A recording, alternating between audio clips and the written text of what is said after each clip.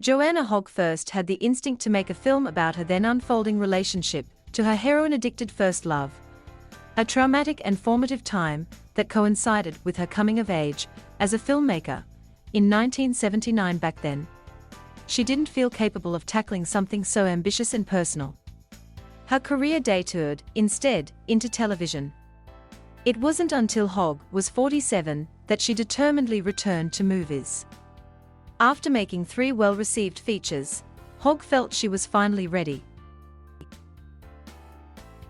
The result, The Souvenir, which Hogg made in 2 parts, filmed 2 years apart, is a stunner. A sublime work of memory and autobiography, The Souvenir captures a masterful filmmaker using all her accrued skill to revisit her early, half-formed life as a young filmmaker in the midst of finding herself. I was surprised with the making of both these films how I remembered more than I thought I did, Hogg said in a recent interview from London. Sometimes, it's just about focusing on that particular point in time and then things come up. I wouldn't have said that before the process because I didn't believe that was possible. I thought you remember what you remember, that there's no way to retrieve a memory. But I think, actually, you can channel something. Thoughts, ideas, memories, images, sounds. I think one can retrieve them. As a filmmaker, Hogg is a seemingly incongruous blend of free-flowing and formalistic. Her camera movements are precise, her cuts rigorous. She dresses her sets meticulously, recreating her London apartment in Knightsbridge, using her old clothes to dress her fictional stand-in, played by Honest Swinton Byrne, with whom Hogg shared her old journals. Yet she doesn't script out dialogue. Hogg, 61, uses a 30-page document as a starting point, and shapes scenes through rehearsals and wide-ranging takes. In the first part of The Souvenir, we see Julie chafing at the structures imposed by her film professors, and later, in Part 2, dealing with crew members who want a more concrete process. But those challenges are just part of Julie's struggle to summon her voice and lift life into art. That the 2 films exist as they do is a kind of living proof that Hogg's way, now firmly grasped, yields something genuine and alive. We watch Julie finding her courage as a filmmaker. Hogg's is self-evident. Tilda Swinton, who co-stars in both films as the mother of Julie, is a longtime friend of Hogg's. She even starred in Hogg's film school final project. She recalls Hogg 4 decades ago taking detailed notes and photographing the view's outer windows, preparation for the future, theoretical film. Swinton describes The Souvenir as a beacon in a new kind of poetic cinema. When I think of these films, I am reminded of that sense in which the project of cinema is that of a defiance of time. Swinton writes in an email, it takes enormous heart and nerve to be as honest as she is about people, and to give her colleagues the support to be as open as her films require us all to be. Swinton continues. It's a high road and, as all the muddiest are, both unassailable, pure and also solidly earthed. The 2 parts of The Souvenir have won widespread acclaim, from the Sundance Film Festival to this year's Cannes and New York festivals. Some of its most ardent fans are filmmakers.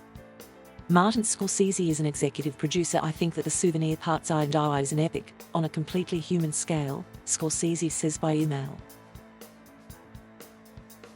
While Scorsese recalls racing to make his first movie before he was 25, he recognizes a different trajectory in Hogg. Joanna started at a different moment and took her own path, and she began in a very different frame of mind, says Scorsese. It's reflected in the work, I think. There's a kind of clarity there, an intensity of focus, that you don't find with someone younger. Intensity, yes, but of a different kind. But also, of course, it's Joanna herself. In conjuring her own entry into movie-making, Hogg has also led Byrne in her first steps into film. Despite growing up on movie sets, The Souvenir marks the 24-year-old Byrne's debut. Hogg, unsatisfied with everyone she auditioned, cast her just 2 weeks before starting the first part, when Byrne was 19. Julie's evolution is also Byrne's. So much happened in those 2 years between Part 1 and Part 2. I went away to Namibia for 10 months. I like to think I did a lot of growing up in that time, Byrne says by Zoom from Edinburgh, Scotland, where she's studying psychology. so I think I went into the second one with much more of a backbone. I changed myself, she adds before laughing. There wasn't a lot of acting going on. To burn, the second part of the Souvenir is particularly empowering. After finishing her studies, she expects to keep acting. Hollywood depicts this ideal expectation of what to experience in your 20s and 30s, so this is why I'm really moved by both films, Burn says. These two films, as a whole, shed light on making mistakes, and how that's completely normal and completely healthy, and the more mistakes you make, the more you learn. With fiction and life merging so much, Hogg has sometimes, herself, been uncertain about what's real and what's not. The whole thing becomes very confused, not in an uninteresting way, and very hard to unpack, Hogg says, smiling. Sometimes now if I see an image from the film, there's a momentary confusion in my mind as to whether that's a still from the film or a still from my own life. Having spent so much of her career pushing against the normal methods of filmmaking, Hogg, her voice as a director crystal clear, feels drawn to trying her hand in more prescribed genres. Film noir, where the past is never through with anyone, is especially appealing right now. I'm interested now in playing with known shapes within my parameters, she says. Last year, Hogg shot The Eternal Daughter, a Wales set mystery about long-buried secrets, with Swinton. I have been her playmate for 50 years and now we are feeling as if we are finally beginning our work together, says Swinton. As much as the Souvenir was obsessed with recapturing a long ago, Hogg already feels the film's moving away from her. The movies, too, are now a memory, and difficult to readily retrieve. Part II gets harder and harder to talk about because it's receded, Hogg says. They float away into the ether.